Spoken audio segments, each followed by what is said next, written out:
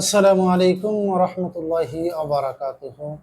সকলকে আন্তরিক মোবারকবাদ, শুভেচ্ছা জানিয়ে শুরু করতেছি স্বপ্নের ব্যাখ্যার আরও একটি লেসন নিয়ে, অধ্যায় নিয়ে বা আরও একটি পাঠ নিয়ে।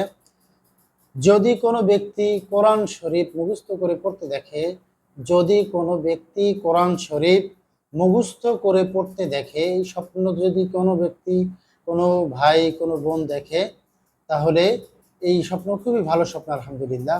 এই স্বপ্নের ব্যাখ্যা হলো যে আমানত আদায়কারী হবে এবং দিনের উপর অটল থাকবে। আমানত আদায়কারী হবে, সে আমানতদার হবে, আমানত আদায় করবে এবং দিনের উপর অটল থাকবে, বিশ্বাস দিনের উপর বিশ্বস্ত থাকবে, অটল থাকবে এবং অসৎ কাজের নিষেধ করবে, সৎ কাজের জন্য আদেশ করবে।